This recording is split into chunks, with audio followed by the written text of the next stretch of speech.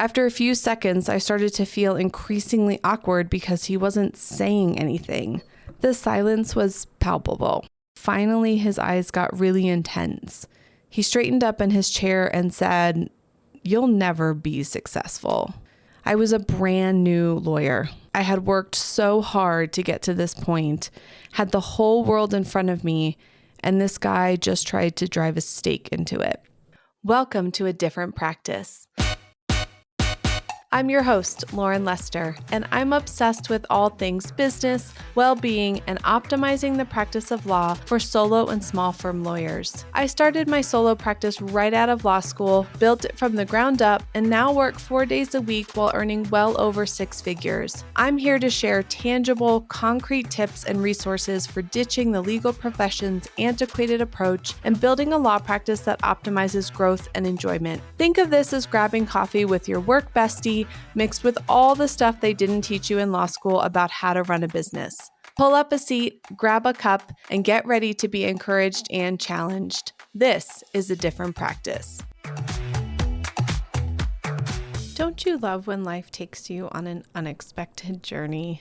In 2015, I attended a committee meeting of the Women's Bar here in Colorado. I had just moved to Denver from Atlanta and was a new member of the bar. My practice was just a few months old, and I was really looking to connect with other like-minded professionals. If you were to ask me then if I could believe that 7 years later I would be sitting here now on my own podcast helping lawyers optimize their firm for growth and enjoyment, well, I would have thought you were pretty crazy. A Different Practice grew out of a joint venture with my business partner, and with everything that we create, we pull from our own experiences to provide practical tools and tips that we know work because we've tried them. So for this first episode, I'm going to do just that. Share the lessons I've learned so far, and am still learning, as a lawyer trying to forge a new path in a traditional profession. So what made me want to start my own firm, and how did I obtain the confidence to go out on my own? Well, law is actually a second career for me. After college, I started working in the web development space and made my way up to a project manager for some of the largest projects that the company had. Towards the end of my time there, I was essentially doing the jobs of 3 people. I took on that workload to prove how hard I could work and how dedicated I was to the company. But I soon realized that that dedication was not mutual. I had hit a ceiling, and it became very apparent that there just wasn't any more room for growth. It was heartbreaking for me to see how much I gave this company, but still I was just seen as another employee. That was when I knew I wanted to work for myself. I needed to make a change, but I had no idea what else I wanted to do. Zero. After thinking about it for months and months and months, I couldn't come up with anything. I didn't know what other job I wanted to do, what other career I wanted to go into. So one night, long after everyone had left the office, I was sitting there staring at my computer, staring at an open Google search bar, and just typed in, what career should I choose? The results led me to a career assessment quiz, and I figured, why not? I mean, I don't have any other ideas, so let's give this a shot. I completed the quiz, and the results said that I should be either a social worker or a lawyer. I had never considered going to law school. To be honest, I really didn't like lawyers. I didn't feel like I would fit into that profession or into that persona of lawyers. But after thinking about it more, I realized that going into the law could get me to my goal of owning my own business. So I told myself I would give law school a try for a year, and if I hated it, I'd figure something else out. Turns out it was exactly the right fit. Even though my career in the web development space didn't work out for me, the experience and knowledge I learned there was a major reason I had confidence to go out on my own. I'd also taken a class my last semester in law school that was about law practice management. And after talking to some associates already out in practice and realizing that spending a couple of years working for someone else didn't really guarantee that I would get the skills I needed to run my own business, I figured I'd just jump in feet first and learn the best way that I knew how, by doing.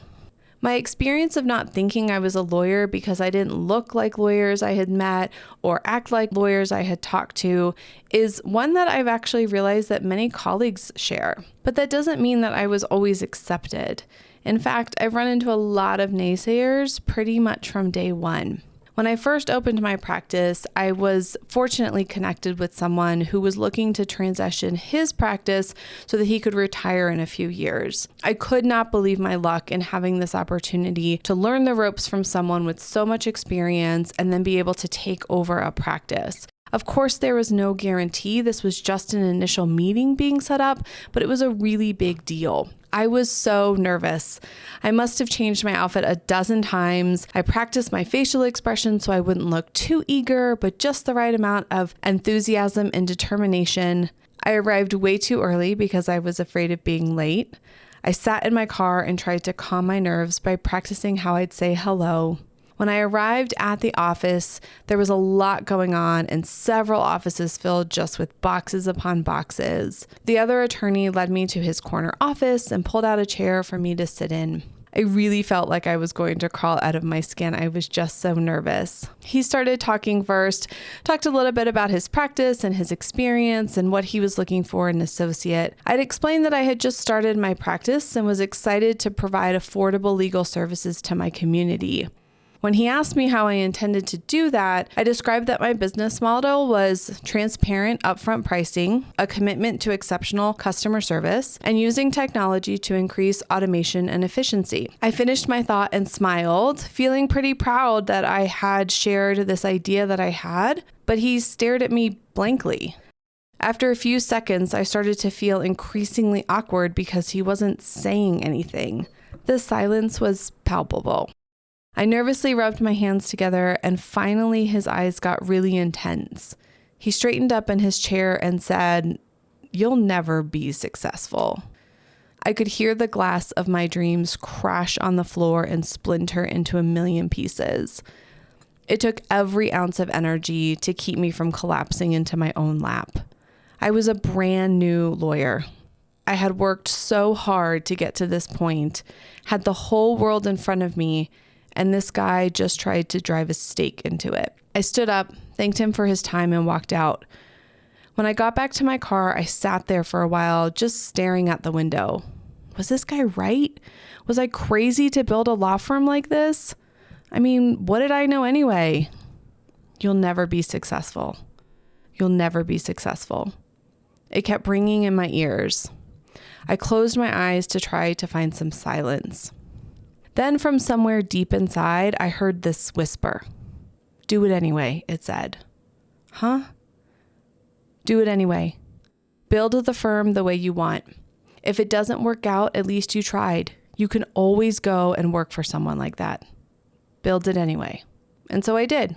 And 7 years later, bringing in nearly $250,000 in revenue a year, working 4 days a week, loving working with my clients, and continuing to write my own rules and challenge that traditional notion of what a law practice should look like, I can definitively say that guy got it absolutely wrong.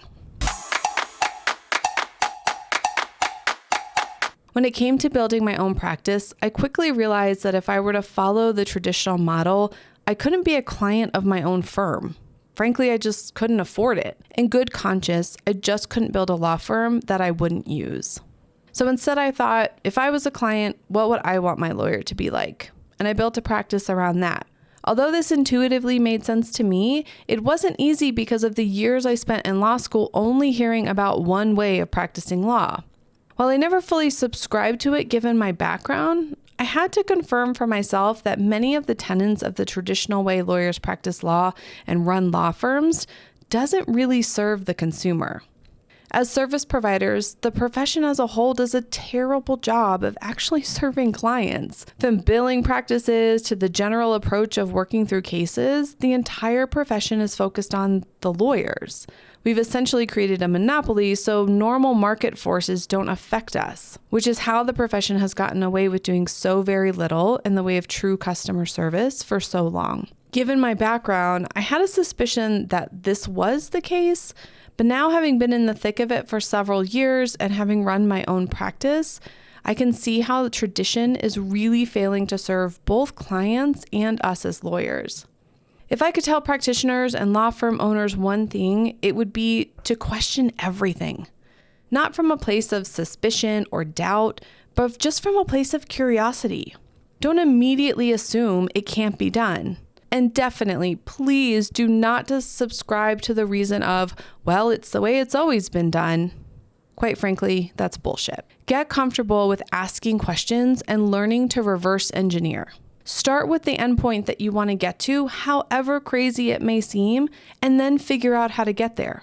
Want to have a remote law firm so you can travel around the world? Fantastic. There's a way to do it. Want to make $250,000 a year and never worried about getting paid? Let's go. I'm not saying it will be easy. You'll likely have to make sacrifices, and you'll definitely hear from the naysayers. There will be days you'll wonder why you ever took this leap. But when you build a business for yourself using your own rules, I promise it will be worth it. That's what gives me hope. As much as our profession is deeply rooted in tradition, the seeds of change are beginning to bud. Practitioners are challenging the status quo and building amazing businesses. Innovation is being championed. Rules are being rewritten. There is more than one way to practice law and to run a law firm. I'm excited to share not only what I've learned, but to continue to learn along with you by chatting with members of our community who are not only sparking change, but inspiring it. I'm so grateful to be on this journey with you. Let's see what magic we can create. Here's to writing our own rules and building a different practice.